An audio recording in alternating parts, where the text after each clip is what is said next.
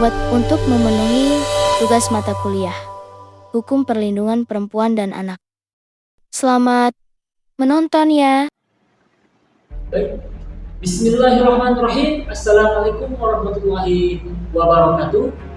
Perkenalkan, nama saya Fahmi Wilham Perkasa dari program studi Hukum Keluarga Islam dengan NIM 20156122020. Di sini saya akan menjelaskan kepada teman-teman mengenai pembahasan-pembahasan yang saya pelajari di mata kuliah Hukum Perlindungan Perempuan dan Anak, dan saya memilih materi tentang KDRT. Perlu teman-teman ketahui, kekerasan dalam rumah tangga atau yang biasa disebut dengan KDRT adalah segala bentuk tindakan kekerasan yang terjadi dalam lingkungan rumah tangga, yang dimana kekerasan ini menyebabkan penderitaan fisik, psikologis, seksual sampai ekonomi bagi si korban. Baik, sebelum kita masuk ke pembahasannya, kita terlebih dahulu berangkat dari dasar hukum. Mengapa? Lagi-lagi kita adalah mahasiswa hukum. Tentunya kita harus berbicara ada dasar hukum. Nah, dasar hukum KDRT di Indonesia ini atau di negara kita ini diatur dalam Undang-Undang Nomor 23 Tahun 2004, di mana bentuk-bentuk KDRT itu ada 4, di mana yang pertama adalah kekerasan fisik.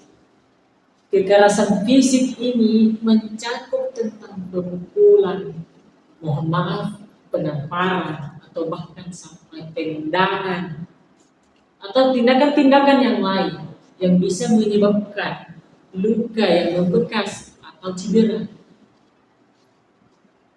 Bahkan yang marak terjadi sekarang itu adalah penganiayaan, di mana penganiayaan ini dapat menyebabkan cacat atau bahkan kematian.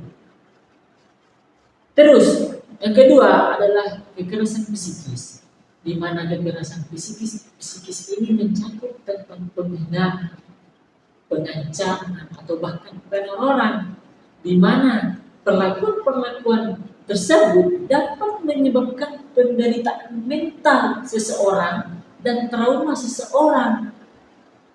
Nah, selain ada fisik, ada juga psikis. Kemudian yang ketiga, kekerasan seksual, di mana ini mencakup tentang pemaksaan hubungan seksual tanpa persetujuan. Itu termasuk di dalam KDRT. Jika ada suami atau istri yang di mana ada salah satu yang tidak setuju untuk berhubungan, itu termasuk kekerasan dalam rumah tangga. Dan juga ada pemaksaan hubungan seksual dengan cara yang menyakitkan atau membahayakan kesehatan. Nah, di mana contohnya itu di suami meminta berhubungan kepada istri pada saat istri itu sakit dan kemudian dipaksa. Sebenarnya itu tidak boleh. Maka dibuatkanlah undang-undang ini bahwa jika salah satu suami atau istri tidak menyetujui untuk berhubungan seksual, itu tidak boleh. Karena sudah diatur di dalam undang-undang ini bahwa kekerasan seksual di mana pemaksaan hubungan seksual tanpa persetujuan itu tidak boleh. Itu termasuk di dalam kekerasan rumah tangga.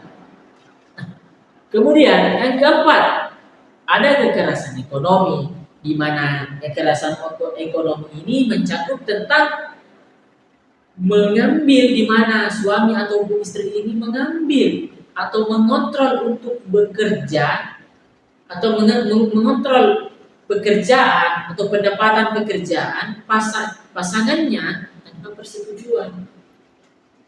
Nah, di mana pendapatan suami itu dikontrol oleh istri, atau pendapatan istri itu dikontrol oleh suami, itu termasuk kekerasan ekonomi. Dan yang terakhir juga itu menelantarkan anggota keluarga secara finansial, itu termasuk ke dalam KDRT. Kemudian yang perlu teman-teman ketahui juga adalah penyebab kekerasan dalam rumah tangga, di mana itu termasuk di dalamnya itu faktor individu, di mana gangguan emosi, stres, kecanduan alkohol ataupun minuman keras, dan riwayat kekerasan dalam rumah tangga. Itu termasuk di dalam penyebab KDRT, di mana pasangan yang selalu emosian, yang tidak dapat mengontrol emosi, stres, di mana muak melihat kelakuan pasangannya, itu termasuk penyebab dalam KDRT. Adapun juga dipengaruhi oleh faktor sosial, di mana budaya patriarki, di mana norma yang membenarkan kekerasan dan kurangnya kesadaran hukum, di mana membenarkan kekerasan ini bahwa anggapannya seperti ini, tidak apa-apa jika pukul karena istriku ji, tidak apa-apa jika pukul karena anakku ji.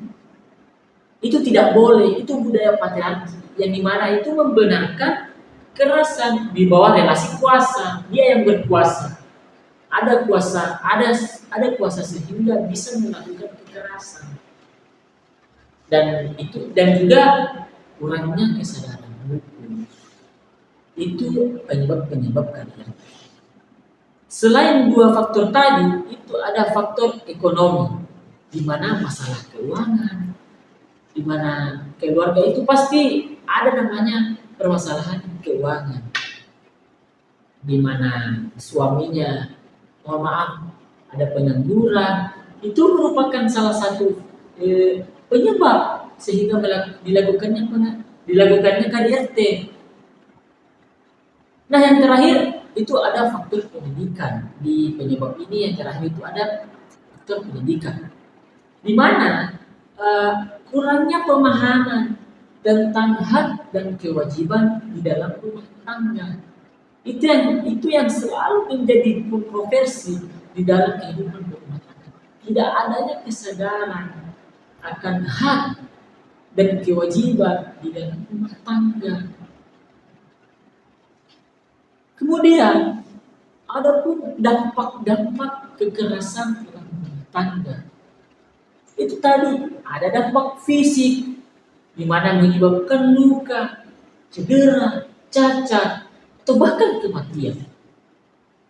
Dan juga ada dampak psikologis, di mana korban ini dapat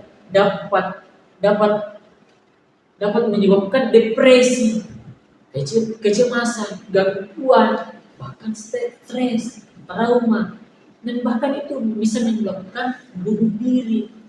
Itu yang menjadi dampak kan ya. Kemudian ada dampak sosial yang marak terjadi itu perceraian. Itu salah satu dampak itu KDRT. Di mana kita sebagai mahasiswa mencari upaya-upaya di mana KDRT ini untuk dapat dicegah. Nah, salah satunya itu ada edukasi ke masyarakat, di mana kita mensosialisasikan kepada masyarakat akan kesadaran tentang bahaya ini KDRT, di mana KDRT ini sangat berbahaya dan juga berbahaya bagi haknya si korban. Karena kenapa? KDRT itu, di mana KDRT itu harus betul-betul memandang semua itu kepada si korban. Karena itu tadi, karena ada yang namanya kekerasan fisik, psikis, dan lain-lain. Kemudian Adapun upaya-upaya yang lain yaitu adalah penyediaan layanan konseling, di mana ini mencakup tentang dukungannya psikologis untuk si korban. Selain untuk si korban, ada pun juga untuk pelaku tidak agar tidak mengulangi kekerasan itu lagi. Tapi kita tidak bisa pungkiri bahwa upaya-upaya ini dapat terlaksana atau efisien tidak upaya-upaya seperti ini. Tapi namanya juga upaya untuk berhasilnya atau tidaknya itu urusan belakangan. Tapi di mana kita harus berupaya, di mana kekerasan dalam rumah tangga ini harus dapat dicegah sedemikian rupa. Baik, itulah tadi yang sempat saya jelaskan kepada teman-teman. Semoga dengan adanya video ini dapat menambah pengetahuan teman-teman tentang kekerasan dalam rumah tangga. Mungkin cukup untuk penjelasan tadi. Saya selaku pemateri pamit undur diri. Wallahul muwaffiq ila aqwamit thoriq. Wassalamualaikum warahmatullahi wabarakatuh. Terima kasih telah menonton ya.